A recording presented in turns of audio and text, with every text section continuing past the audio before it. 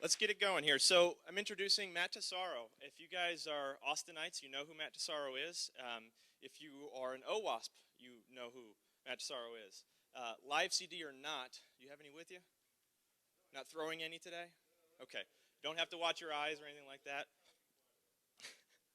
So Matt Tesauro is a security consultant for Praetorian, an independent security firm that has built its reputation on expertise, integrity, professionalism, and client satisfaction. Matt has worked in information technology for more than 10 years. His focus has been in application security, including testing, code reviews, design reviews, and training. Matt is currently on the board of the Owasp Foundation and is the project leader of the Owasp WTE, the Web Testing Environment Project. This also produces the Live CD and virtual machine projects as well. Matt has presented and provided training at industry events including DHS Software Assurance Workshop, AppSec EU, AppSec US, and AppSec Brazil.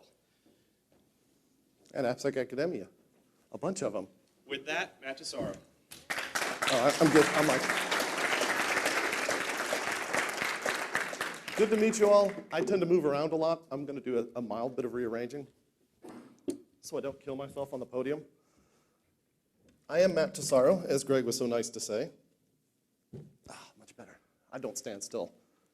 I'm going to talk to you today about why does bad software happen to good people. Before I get into that, and like Greg said, I'm on the board of the Owasp Foundation. I run the Live CD WTE project, and I'm also a consultant for Praetorian. But just a little bit about me in case you don't know me, and I'm sure a lot of you don't. If you don't, I have a broad IT background. I actually started out as a developer for an international telecom whose data center, for some odd reason, was in Bryan College Station, Texas, even though most of our business was in Belgium and France. So as a developer, when you foobarred an app, you got a call at 2 a.m. because that's when the Belgians were waking up. So that was a nice rude awakening, but a really good motivator to write good, solid apps. After that, I spent some time as a sysadmin, a DBA. I've done some pen testing. Currently, I'm now doing application pen testing, code reviews, and that kind of stuff for Praetorian. I have a long history with Linux and open source, so you'll notice a slight bent towards that way. I'll acknowledge my biases early. But for me, with the Live CD, that was a combination of two things I loved. It was Linux, which I'm a huge fanboy of, and it was application security. So for me, that was a natural fit. Did the Live CD, I was shocked. I did it on a whim, actually. I got an email from Oauth that said, we're doing the Summer of Code thing.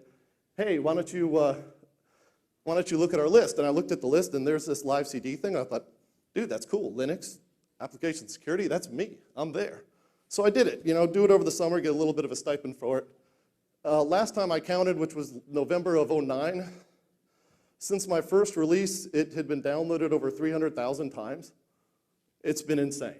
And from there, I went to the Oauth Summit. I got on the Global Projects Committee, and then last November got voted onto the board of Owasp. So this is a guy who answered an email from Owasp who's now doing a keynote at LASCON.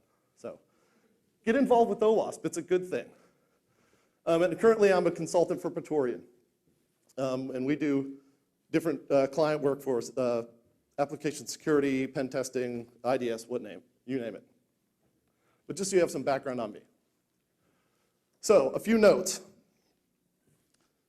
The talk includes some speculation on my part. This is basically me telling you what's been in my head as I walk around and think about and deal with application security on a day-to-day basis. I'm unfortunately completely infected with it, and I don't not think about it. So in this chain of thought that's been running through my head for a long time, some of that is injected into this presentation, and some of it is just speculation on my part. And the intention of this talk is to get you thinking, because I don't have all the answers, nobody does. But there's some things I think that are thought-provoking in this talk, and I'm hoping to get you thinking along the lines of how we can solve some of the problems that exist. And application security and the inevitable disclaimer, right? The views of Matt do not necessarily represent those of Owasp, Praetorian, the possum you saw on the way in this morning, what have you, right? So, first thing, software is everywhere. You can't avoid it. There is probably no part of your life that doesn't involve software in some big or small part. Right? Did you drive to the conference this morning? Right? Did your car park itself? That's software. Did the car tell you, hey, it's early and you're weaving a bit, or maybe you're drunk and you're weaving a bit? Get back in line. That's software. Or maybe you have the new Ford Sync. That's a whole ton of software. And probably the most scary thing is you now have a USB port on your dash. That's software, and that just scares the jeebers out of me. Although it's cool, I still want one, but it still scares me. It's tempting, that's terrible, because if I got one, I don't know if I would hack it or use it. And it's like, you don't really want to bust your car. That's kind of not so cool. You know, if it's like a small thing, it's not so bad, but when you break your car, it's kind of not so cool. Okay, TourCon just happened recently, and if you missed it, there was a good talk called, I didn't go either, Real Men Carry Pink Pagers, right? Pink Pagers. This is the Girl Tech brand IM.me device. It's a little pager to do IMs between people. Well, this has been hacked. You can now open garage doors with it. You can clone RFID tags with it. It's a diagnostic tool for smart meters. Right? Smart grid, get your pink pager, you're good. Software. We have software in the American icon of Barbie. My daughter wants one of these for Christmas. It's the video Barbie. There's a stinking video camera in her chest and a screen on her back. And yes, of course, Barbie has been hacked. It didn't take long. There's a YouTube video. It's hilarious. He actually pops off her head and gives it to his cat. Didn't show my daughter that part. So did you fly here today? That's the cockpit of the new Boeing Superjet. I can't remember the number. But there's just a wee bit of software in that jet. Just a wee bit. Or how about this, right? It's not snakes on a plane. No, it's tucks on a plane. This was Brennan. Tom Brennan was flying either to or from China, and he snapped a shot, and it's up on his Facebook page. I love that. Nothing like your seats rebooting on the plane. Right? If you get hurt in Austin, right? God help, God forbid, but if you get hurt while you're here in Austin, software is going to diagnose you. Software is probably going to drive the IV that's pumping medicine into you. Or, if you're in that state, software may be running the pacemaker that's making sure you don't die on us, which is probably a good thing, right? Software, it is everywhere. Christian Kandelbauer is from Australia. He, on a bet, not a very wise bet on his part, climbed a high-tension electrical pole and lost both of his arms. He is the first recipient of prosthetics that are actually driven by the neural impulses in his muscles of his chest. So his brain makes those this biometric arms work. It's all driven by his head. There's software in there. And he got good enough with these arms that his brain drives to actually get his Australian driver's license. So software, it's everywhere. And for him, it did a pretty good job of improving his life. He had no arms. Right? Now, software is great, but software also has problems. Problems like what happened to, unfortunately, Christian, who was driving to work one day and crashed. Now, they don't know what happened. They don't know the circumstances of it. The company that made the medical device has a memorial page to him, or the medical devices, his two prosthetic arms. They don't know what happened. What we do know is he had two prosthetic limbs that were driven by his brain through software, and he crashed. They don't know, was he avoiding a kangaroo? It is Australia. Was there a bug in the software that drove his arms? We'll never know. That pacemaker I showed you a while ago, that pacemaker is vulnerable to remote compromise. It actually listens to wireless signals, and you can change how it works. You can basically reset and reflash the device over wireless. That pacemaker that's keeping you alive is hackable, and that's software. Air France Flight 447 was July of 2009, flying from Brazil to France, disappeared. Went down, nobody knew what it just disappeared. It is gone, no plane. They can't find the black box. You talk to the investigators about it. They said finding the black box where it crashed would be like finding a box the size of a shoebox in Paris in 3,000 meters of water with the terrain like the Alps. So they're never going to find the black box. We have no idea what happened. What they do know from the telemetry data that it was sending up to satellites is that two of the inertial guidance sensors were arguing about which was right. And software decided that one of them couldn't be trusted, and the other one could. And then shortly thereafter, there was powered flight into ground, or in this case, water, and the 200 some odd people on the plane died. That's software. And so if we can't keep a plane in the sky, God help us with Twitter. And one last note, in Terminator, did the machines want to take over the world? Or was it the software running the machines that wanted to take over the world, right? Software has problems. Let's go to the good side. Let's talk about Owasp. Owasp is about visibility. Our mission statement is to make software security visible. We want you as consumers and makers of software to understand what you're getting in terms of security in your software. Little refresher. Software is everywhere, and software has problems. That's an easy thing. But the real question is, why do the problems exist in software, and why can't we come up with an ecosystem that produces secure software? Why is that? And this is the thing that's been in my head for a while, and I don't have all the answers, but I have some idle speculation, if nothing else, for you. And I also have a desperate need for a drink. Thank you, Greg. Ugh.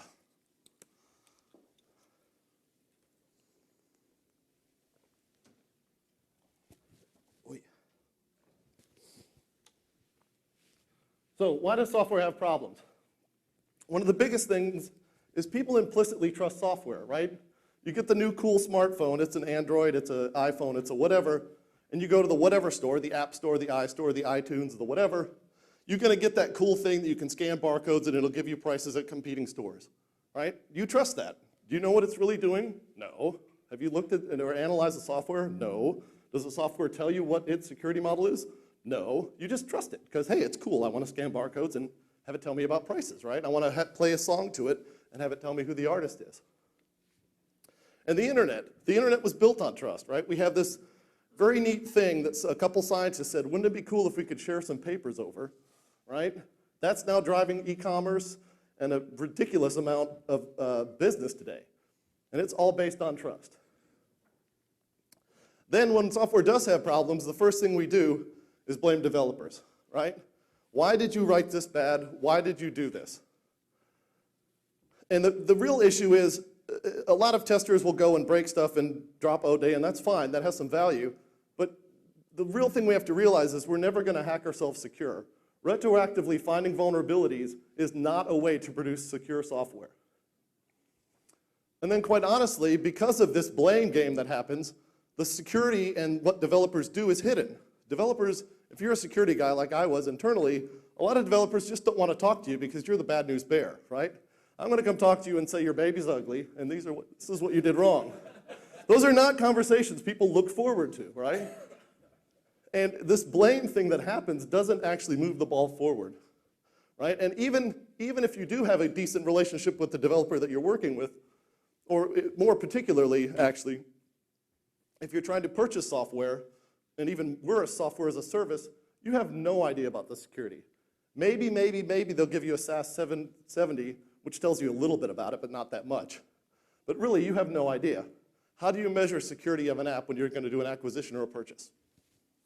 You know, who knows? There's no real metric for that. So we have this little wicked cycle of we trust apps, we blame, and we hide. And we just go around and around. And that's really absolutely toxic to a security ecosystem. And this is a cycle that I don't know exactly how we're going to end it, but it's something we really have to put it into, because this is not helping us at all. One of the things we've been looking at Owasp is a security label, much like a nutrition label, right? You go buy a box of Cheerios, you can tell that it has so many grams of protein and so many carbohydrates and so much B1. Why not the same thing for security? What security controls did you put into your software? Why not list them out? Right? This isn't a fully fledged idea. This is something we're sort of working on conceptually, but this is the kind of powerful thing we need.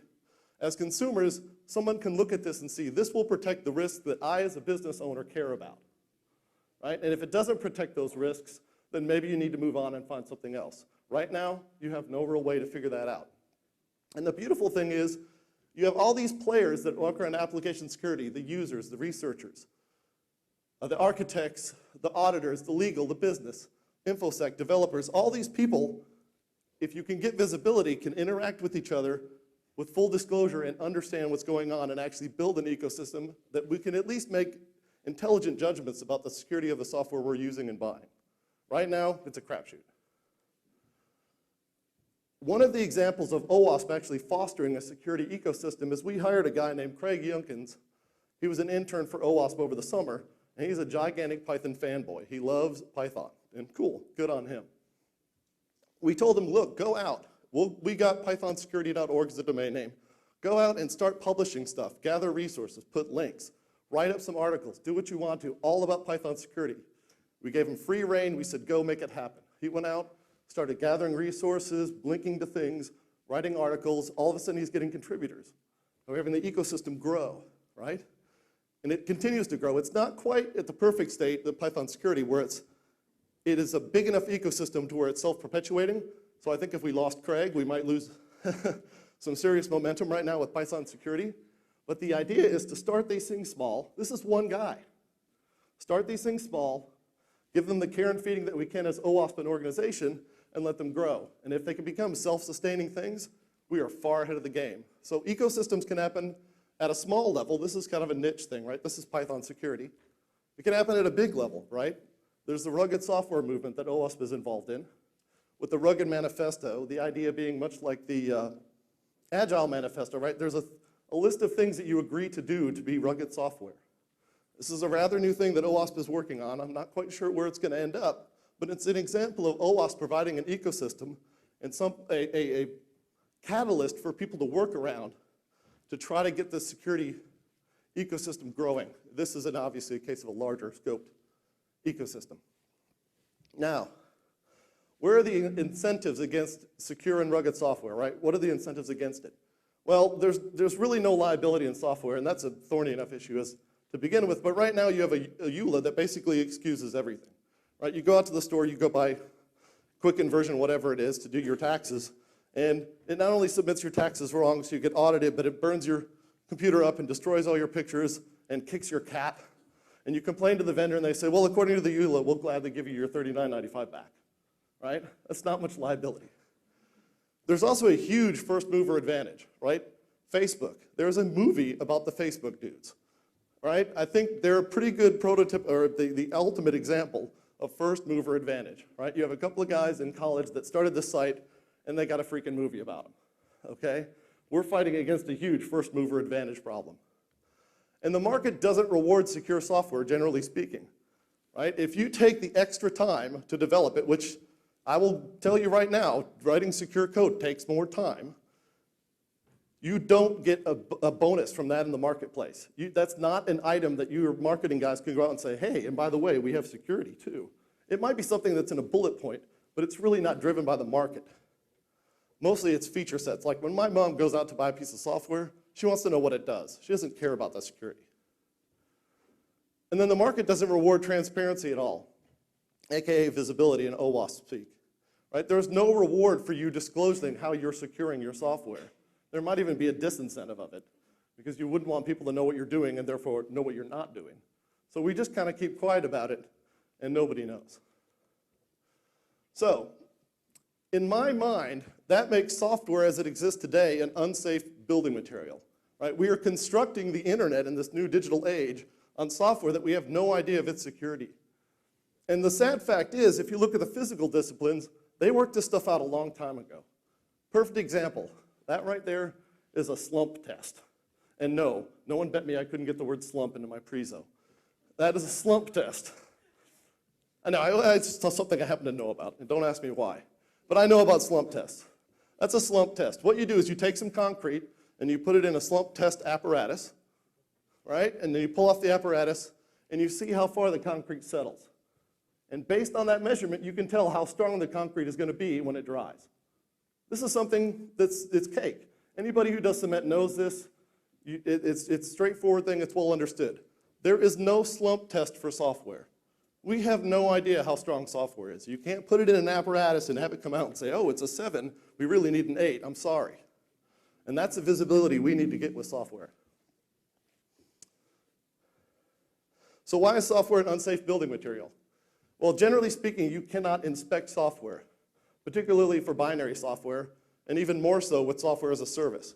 right? How do you inspect that software as a service? How do I inspect my Gmail to see that they're really securing it?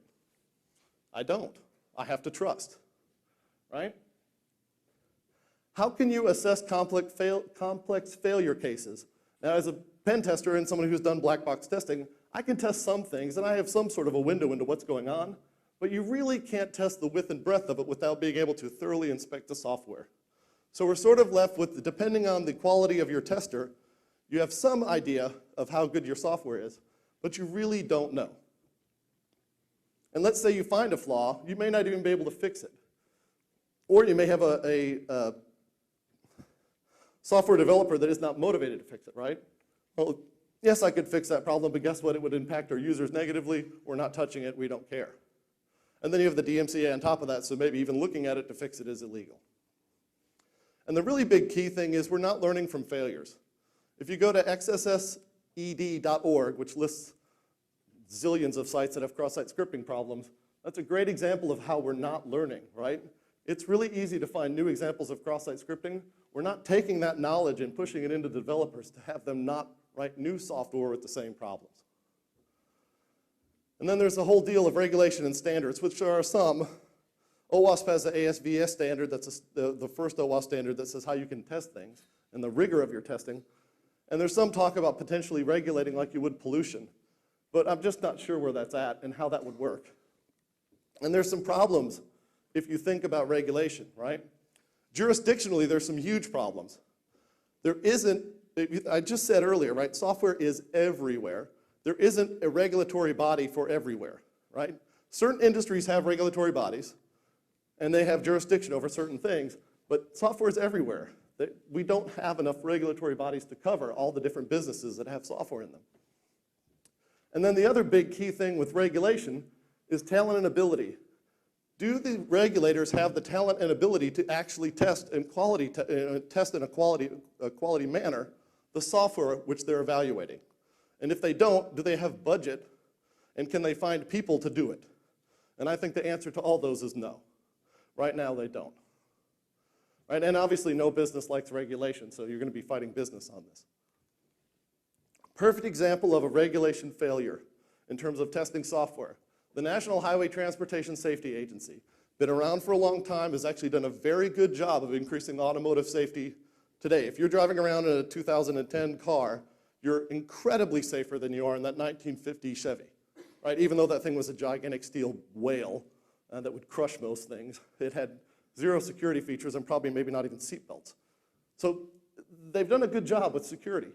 They've done a good job of security in the physical world, right? Now we have the Toyota Prius that is supposedly accelerating wildly and crashing into things. And the National Highway Transportation Safety Agency is trying to evaluate this. They admitted publicly they don't have anybody who even knows how to evaluate software in cars. And how much software is in cars? Lots and lots of software in cars, right? The stupid things are parking themselves, right? And they're telling you you're drunk and stay in the lanes. They had to borrow 50 engineers from NASA just to sort of try to figure out this Prius issue. And I don't know that those NASA engineers, I don't know, what's the line from rocket science to Priuses? I don't know, it's kind of probably vague. I don't know how much that applies. But we got 50 guys who at least know software from NASA to come and help the Highway Safety Agency. I mean, that's great for Prius right now, but what happens next time? And there's no less software going on in cars. So we really have an issue of, even if we do have a regulatory body who might be able to handle it, they don't have time or talent or budget to get to the point where they can really do it effectively. All right, so what we want is the three little pig who built his house out of bricks very carefully and thoughtfully and did a good, sturdy job. And what we're getting is sort of this mishmash collection of building bits, making a building that, yes, stands up, but isn't exactly perfect. But golly, it works, right? Why should we touch it? What we need is software we can inspect. And what we need is software we can test. And we need software where the security is visible, where it's transparent, where we know what controls the software producer put into that software so that we can evaluate. How do you know if it fits your risk profile of your business if you have no idea what security controls are in it, right? You have no idea. And we need software that's rugged, beyond just security. We want it stable and consistently running and something you have assurance in it working as as designed. And obviously, like I said earlier, we really need to study and learn from failures. This is another thing where bridge makers, they make a bridge, it falls down, a bunch of bridge makers get together, they go, oh man, what happened? Let's figure this out. Oh look, this was wrong, this was bad. We're not gonna do that again. We don't do that in software. We just go, oh wait, let's refactor it. Oh, it broke again, let's refactor some more. Oh, it broke again, refactor more. Right? And nobody stops and thinks, why did this happen in the first place? It's like, no, deadlines, timeline, get it out the door, make it happen.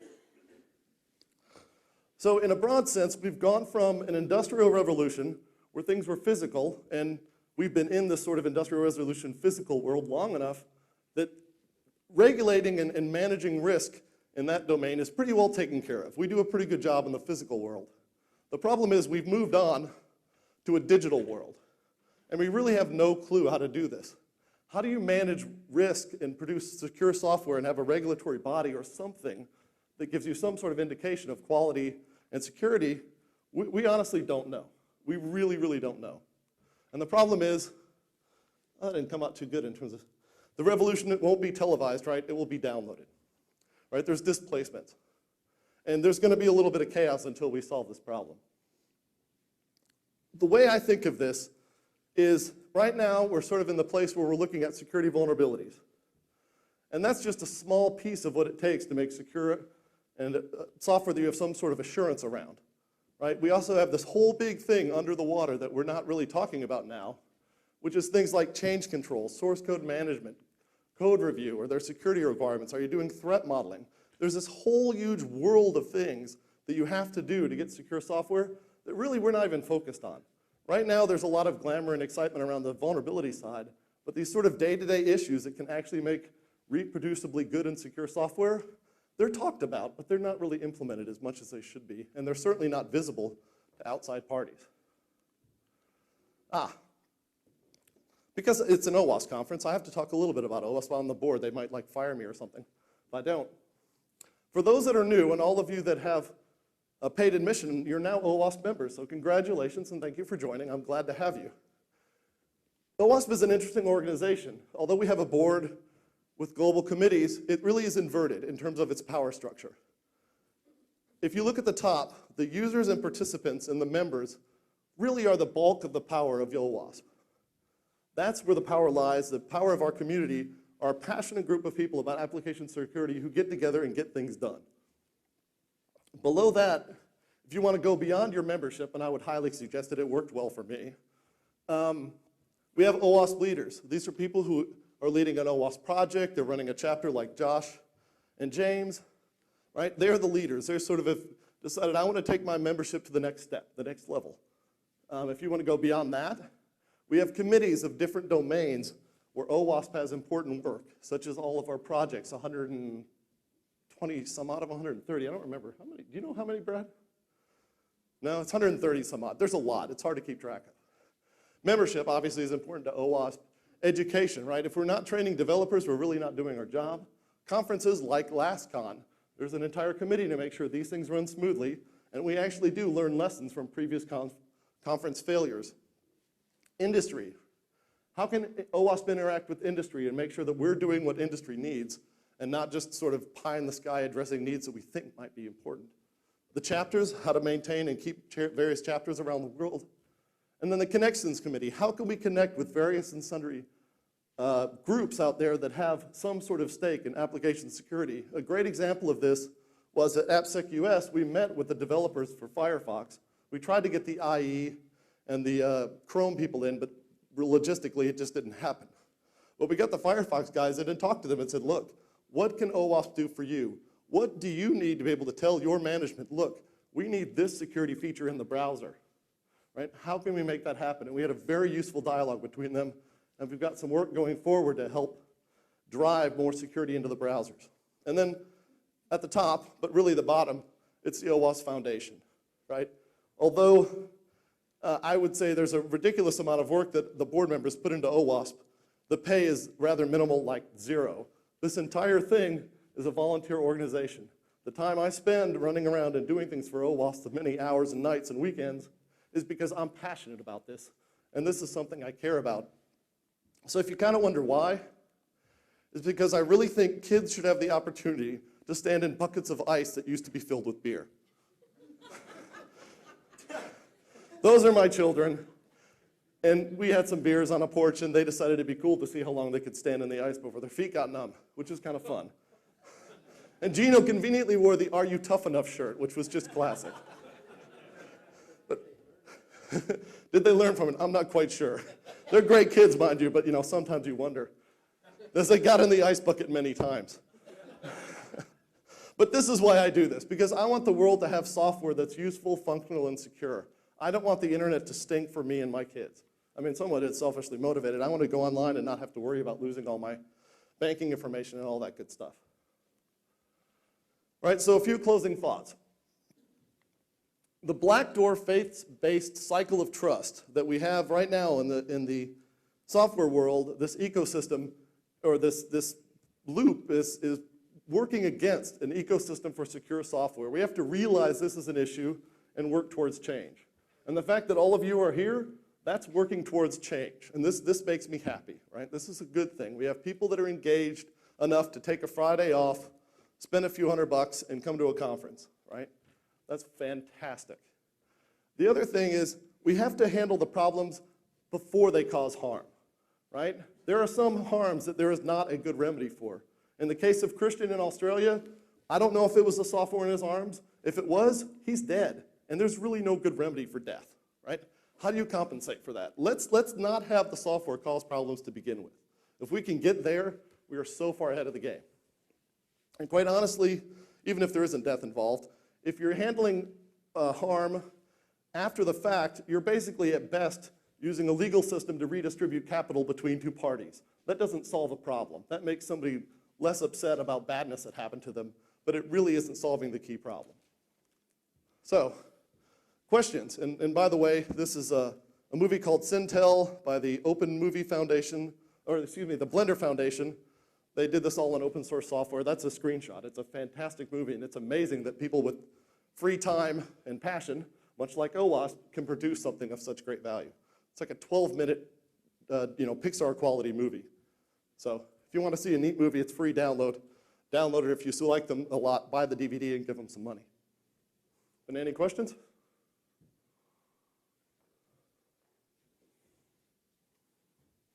Excellent. Well, welcome to LASCON in Austin.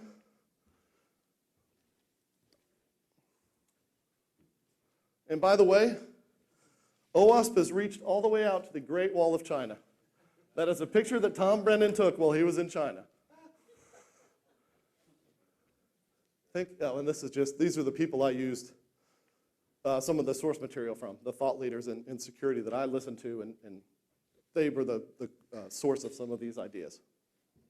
Now, to keep on Kate's good graces, I should tell you about another fantastic conference, AppSec DC, which is happening November 8th to 11th in Washington, D.C. I will be there. It is going to be a fantastic conference. It was a fantastic conference last year. Even if you can't make it this year, keep it on your radar. It's well worth the short flight to D.C. And now that you are all members, Kate has a few copies of the newsletter, I think up front. Please check that out. It's also available on our website. Get involved, get active. What do you need to start an Oauth project? You need an idea and send an email. That's it. That's how we've started I don't know how many projects. Somebody sends me an email. Hey, I have this idea to do this thing. Excellent. Come on in. We'll support you. We'll give you a wiki login. We'll give you an Oauth email address. We'll do what we can to move your project along. We want to inspire lots of little ecosystems to grow up around security so that we can move this ball forward. And finally, I am told I should tell you about the wonderful Owasp Apparel that we have outside. So please consider supporting our mission. And you're not paying my paycheck because I don't get one, by buying some swag basically from Owasp, right? Go out and go proud and show your Owasp colors. I'm dressed way nicer than I normally am. Usually I have an Owasp t-shirt on all the time. So that's just me. And my kids actually have Owasp hats because I'm raising them right. Well, thank you very much.